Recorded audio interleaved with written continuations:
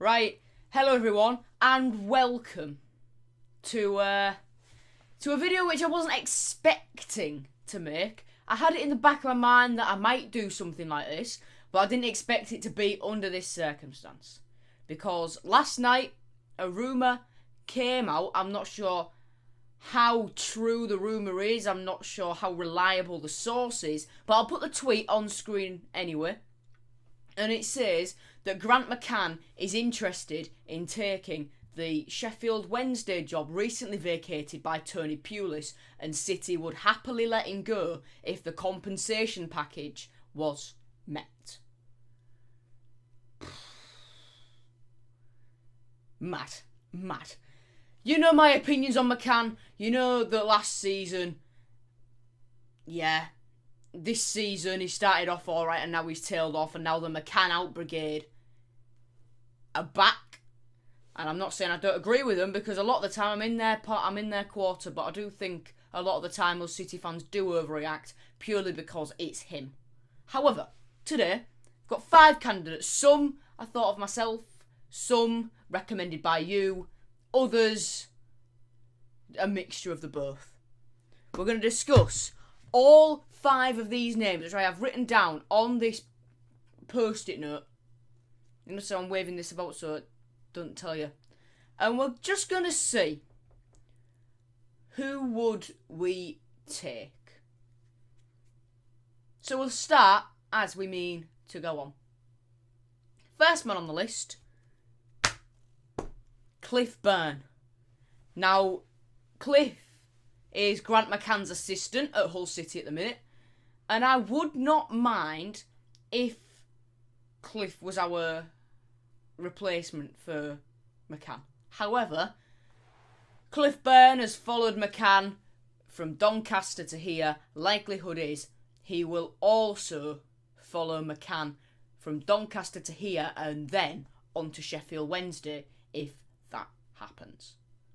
So Byrne, it'd still be the old 4-3-3 rubbish, I imagine, because he'll have McCann's tactical systems drummed into him for the last, nearly 3 years. But there might be a new lease of defensive life, maybe. We'll see. But Byrne, I won't mind him, but the likelihood is he will go with McCann to Sheffield Wednesday if McCann does leave. Next up then is a man by the name of Phil Brown.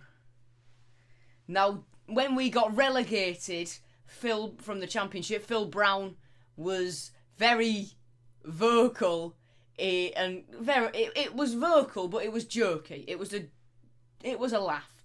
Phil Brown was saying that he'd booked his plane tickets, he was getting his fake tan, things like that. He was just having little Twitter jokes like that, saying, I'm booking my flights, I've got my train booked, things like that. So, and Phil Brown is a popular man amongst these fans. And he won't take any crap. He will not take any crap from the players, from the owners. He won't take any of it. He'll say, this is what I want, give me it, or you're not having me. Simple as. That's what he'll do. And I'd completely back Phil Brown in whatever he chose to do.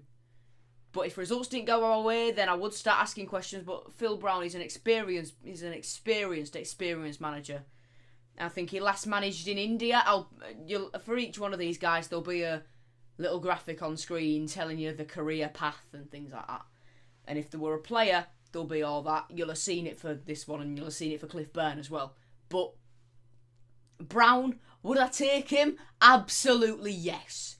Absolutely yes.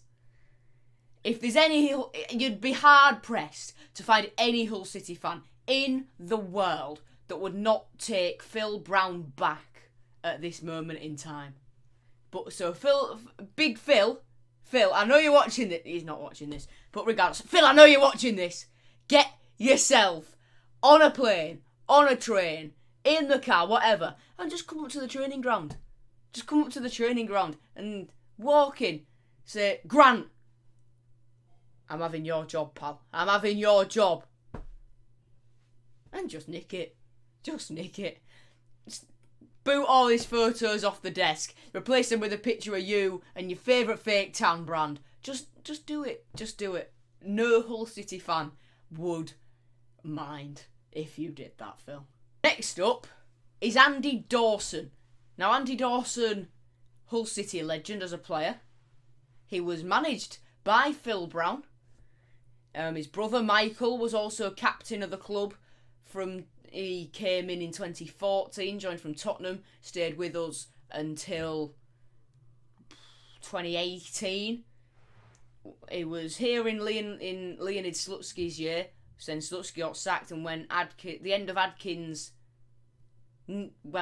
half season was when Michael Dawson left. He left with Alan McGregor. But Andy Dawson is who we're talking about today. Michael Dawson's still playing. He plays for Nottingham Forest. Andy Dawson. He returned last season as an under-18s coach, an under-23s coach. He was coaching in our academy nonetheless. In one of those two age groups. Maybe both. But Big Dawes was promoted in the summer because John Beale left. The club were very quiet on that as well. That was a shame. But everything was real quiet with the club over the summer. So John Beale, the head of youth development, left. The under-23s manager, whatever you want to call him, he left. Andy Dawson got the promotion to join under-23s manager, I think, with Ken Anderson. I think it's Ken Anderson. Don't know. I know it's called Anderson, who manages one of the under-18s or 23s, something like that. I'm not sure whether it's Ken or Kev or something like that. I do not know. But Andy Dawson. I'm gonna go full Andy Tate with this one and just say the microphone doesn't reach. Brilliant. Give it Dorsey till end of season. Give it Giggsy till end of season. But yeah, Andy Dawson until the end of the season, I would not mind that one bit. And then we could maybe look for a permanent replacement in the summer. Or if Andy Dawson impresses, give him the job. Give him the job. Like what Fulham did with Scott Parker when they were relegated from the Premier League. Just give him a chance and see what he does. But yeah, Dawson, brilliant player. I'm sure he'll be a brilliant manager one day. But maybe just bleed that little bit more experience into him first before you give him the gig. Or if you give him the gig and he impresses, class. Absolutely class. Next, it's a man loved by all Hull City fans during his tenure at the club. We've had Phil Brown, we've had Andy Dawson. Now it's time for someone on a lesser scale than them, but still on a good scale. The chant in his final game was, Nigel Adkins, we want you to stay, we want you to stay, we want you to stay. Nigel Adkins, we want you to stay. Yes, that is who is next. It is Nigel Adkins. A lovely man, an absolutely lovely man. When I met him at the training ground, it was absolutely lovely. He was one of the nicest men I have ever met. And then I went back 3 days later, and he still remembered me. We were having a laugh, we were having a joke, good old time with the lads. Joking to me about sun cream, because it was a hot day. Anyway, away from mine and Nigel's great bants in 2018, what do we think of him as a manager? Brilliant. Brilliant. I'd much prefer him to Grant McCann. But for me, Nigel, he left when we were in the Championship. In an interview with Hull Daily Mail, it was talking about him, whatever, and his quote was "Ehab is Ehab." He was talking about certain contract negotiations and things like that. And he's just too nice to say Ehab's an absolute. He's too nice to say that. He just said, "Ehab is Ehab." Just Nigel things. He's too nice to be rude. He just said, it is what it is. But if Nigel Adkins was to come back, one, we'd have to be a Championship club because he is not coming down to League One.